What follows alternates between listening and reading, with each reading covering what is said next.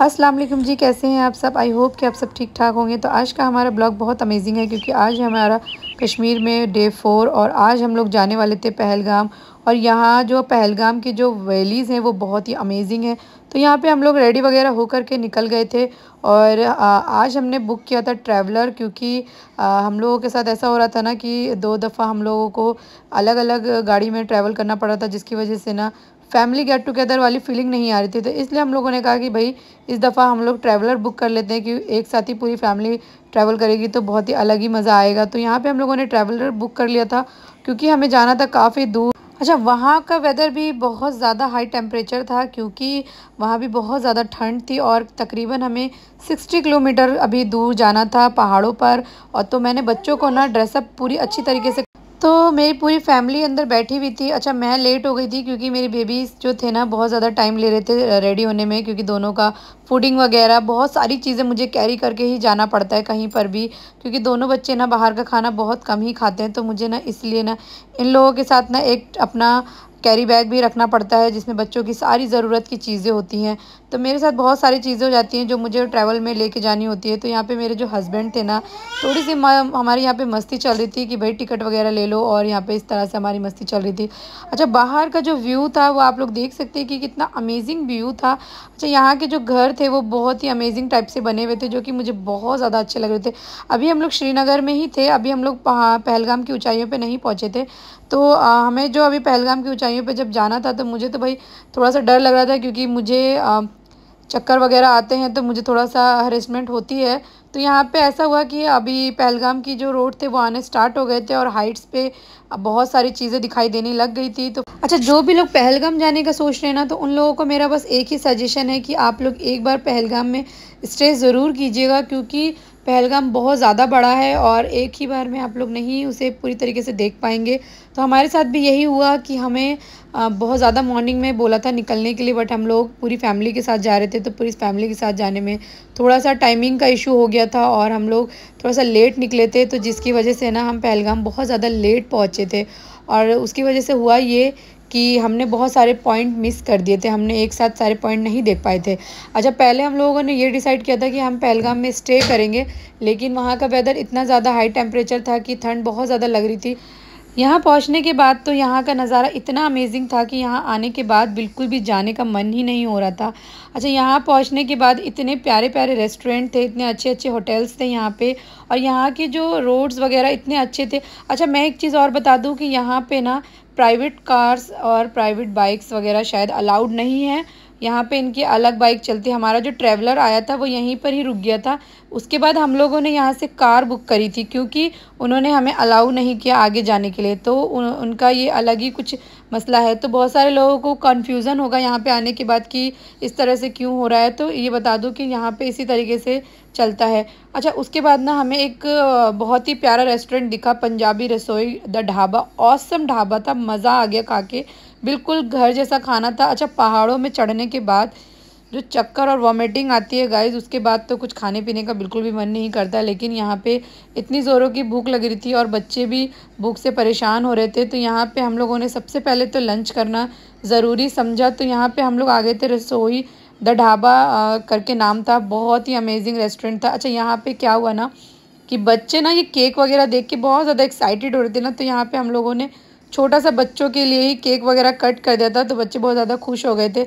अच्छा, मेरी जो बेटी थी ना मीरब, उसे चाहिए था ब्राउनी। वो कुछ भी नहीं खा रही थी क्योंकि उसकी थोड़ी सी तबीयत ख़राब हो गई थी यहाँ पे आने के बाद, क्योंकि यहाँ का वेदर मीरब को सूट नहीं किया। अच्छा, यहाँ पे ये देख सकते हैं आप लोग कि यहाँ पे हम लोग छोटा मोटा सा बर्थडे कर रहे हैं जो बहुत ही अमेजिंग था हम लोगों के लिए।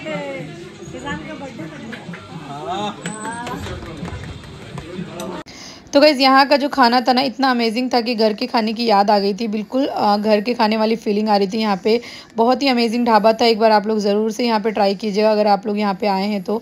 अच्छा, उसके बाद मैंने जैसा कि आप लोगों को बताया था कि यहाँ से हम लोगों ने अलग कैब बुक करी और उसके बाद हमें कैब वाले भैया ने कहा था कि 3 से 4 पॉइंट आप लोगों को दिखाएंगे। तो बस हम लोग उसी तरफ से निकल गए थे और हमें उन्होंने कहा था कि सबसे पहले वो अरुण वैली हमें लेके जाएंगे। तो हम सबसे पहले पहुंच गए थे अरुण वैली। तो यहाँ पे वैली पहुंचने से पहले इतने अमेजिंग अमेजिंग नज़ारे आ रहे थे गाइस, पहाड़ और जो ये वैलीज़ आप देख सकते हैं कि कितना अमेजिंग व्यू लग रहा है यहाँ का।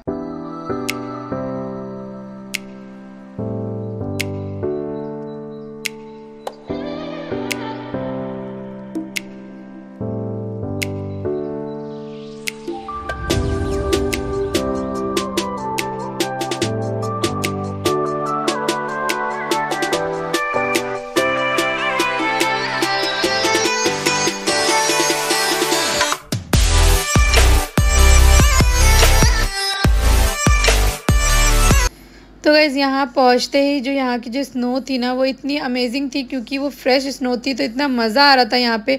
अच्छा, यहाँ पे पैर फिसलने की कोई प्रॉब्लम नहीं हो रही थी क्योंकि एकदम फ्रेश स्नो थी, जिसकी वजह से बहुत ज़्यादा मज़ा आ रहा था। और इतनी ज़्यादा यहाँ पे हैवी स्नो थी कि ऑलमोस्ट पैर अंदर चला जा रहा था मेरा तो। और जितना हम लोग आगे जा रहे थे उतना ज़्यादा बर्फ़ हाइटेड में था, तो यहाँ पे बहुत ज़्यादा मज़ा आ रहा था, बिल्कुल भी जाने का मन ही नहीं हो रहा था यहाँ से।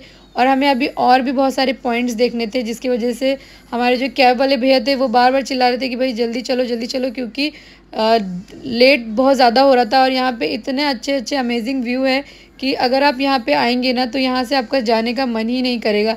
अच्छा, यहाँ पे क्या हुआ ना कि हम जिस मकसद से आए थे कि भाई थोड़ी बहुत स्नो पड़ जाए, लेकिन यहाँ स्नो नहीं पड़ी, तो मेरे हस्बैंड ने बोला कि चलो ठीक है, हम लोग हाथ से ही स्नो बना लेते हैं कि स्नो वाली फीलिंग आ जाएगी। तो बस उसके बाद हम यहाँ से निकल गए थे और हम चले गए थे बेताब वैली। अच्छा, यहाँ पहुँचते ही हमें कैब वाले भैया ने बोल दिया था कि आप ज़्यादा देर नहीं रहना, वरना आप नेक्स्ट पॉइंट नहीं देख पाएंगे, क्योंकि ऑलमोस्ट शाम हो चुकी थी। और यहाँ पे भी पहुँचते ही पता चला कि आपके नॉर्मल बूट्स नहीं काम होंगे, यहाँ पे भी आपको बूट्स परचेज़ करना ही होगा। तो बट हम लोगों ने क्या किया ना कि बूट्स वगैरह नहीं परचेज़ किए, हम नॉर्मल बूट्स में ही अंदर चले गए। लेकिन गाइस मैं आप लोगों को बता देती हूँ, ये बहुत बैड एक्सपीरियंस था। और उसके बाद ना बहुत ज़्यादा दिक्कत हुई, पैर बहुत ज़्यादा फिसल रहा था यहाँ पर आने के बाद।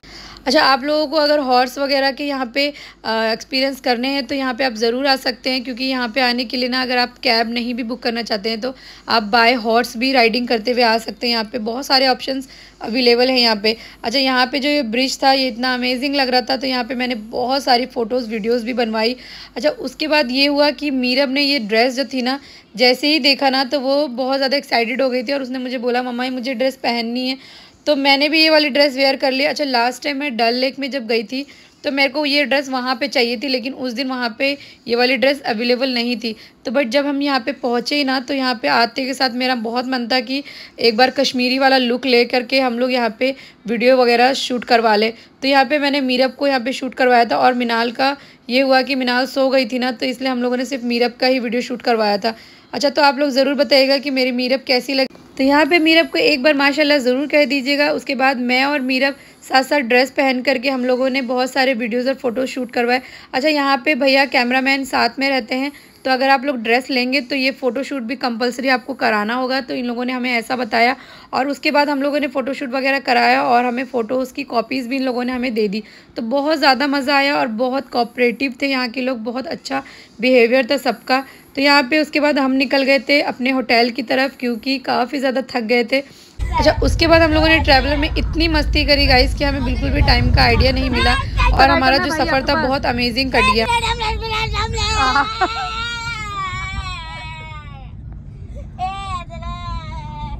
ये ब्रेड ऑमलेट पे अदरक बेच रहा है क्या?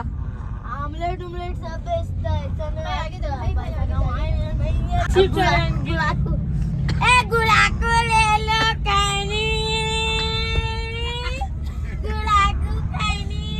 तो फ्रेंड्स, यहाँ तक आप लोग पहुँच चुके हैं, तो वीडियो को आप लोगों ने लाइक ज़रूर करना है। और अगर आप लोगों के कोई भी रिलेटेड क्वेश्चंस है तो आप कमेंट सेक्शन में पूछ सकते हैं, मैं आप लोगों को ज़रूर से बताऊंगी।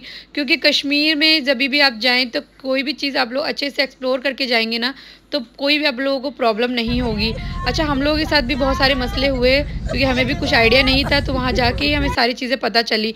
अच्छा, उसके बाद क्या हुआ ना कि यहाँ पे हो रही थी बहुत ज़्यादा मस्ती। यहाँ पे चल रहा था सॉन्ग और सॉन्ग के साथ यहाँ पे चल रही थी डांसिंग।